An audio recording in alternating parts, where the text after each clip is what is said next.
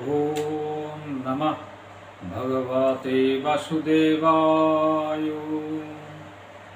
श्रीमद् भगवद गीताय ज्ञान विज्ञान योगे श्री कृष्ण अर्जुन के এবং তার শাখাকে নিজের পরিচয় দিতেছেন। হে ধনঞ্জয়, আমা অপেক্ষা শ্রেষ্ঠ পরমার্থ তত্ত্ব অন্য কিছু নহে।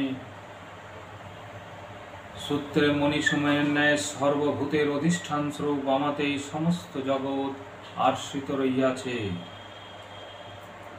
রসহামাপস্কন্ত্রেয় প্রবাহাস্মি শশি সূর্যায়। প্রাণাব সর্ববেদেষু শব্দখে পৌরসংনির্ষু। হে কন্তেয়, জলে আমি রস, শশী সূর্যে আমি প্রভা, সর্ববেদে আমি ওঙ্কার, আকাশে আমি শব্দ, মনুষ্য মধ্যে আমি পৌরস্বরূপে বিদ্যমান আছি। গুণের গন্ধ পৃথবঞ্চ তেজস্মি বিভাবসো। জীবনং সর্বভূতেষু তপস্যাস্মি তপস্যাসু। আমি পৃথিবীতে পবিত্র গন্ধ, অগ্নিতে তেজ, সর্বভূতে জীবন এবং তপস্বীদিগের তপস্বরূপ। বীজং মং সর্বভূতানাং বিদ্ধি পার্থ সনাতনম। বুদ্ধির্বুদ্ধিমতামস্মি, তেজস্তেজস্যে নামহম। হে পার্থ, আমাকে সর্বভূতের সনাতন বীজ বলিয়া জানিও। আমি বুদ্ধিমান দিকের বুদ্ধি এবং তেজস্বী দিকের তেজ স্বরূপ। বালং বলবতামস্মি, কামরাগ বিবর্জিতম।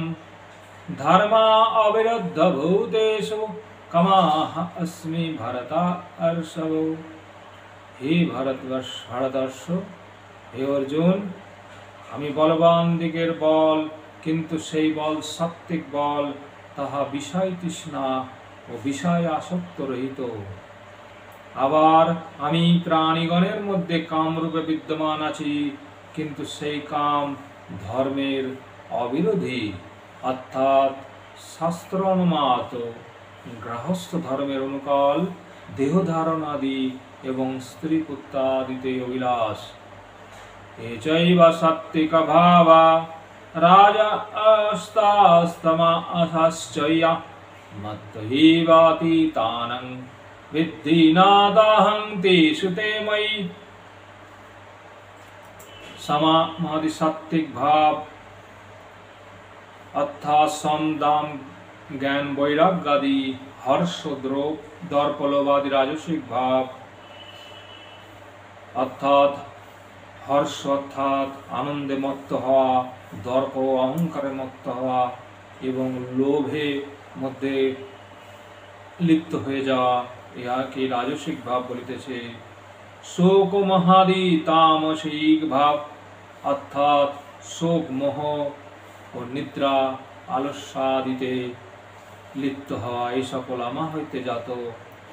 কিন্তু আমি সেই সকলে অবস্থিত নহি, কিন্তু সেই সকল আমাতে আছে, তাহা জানিও।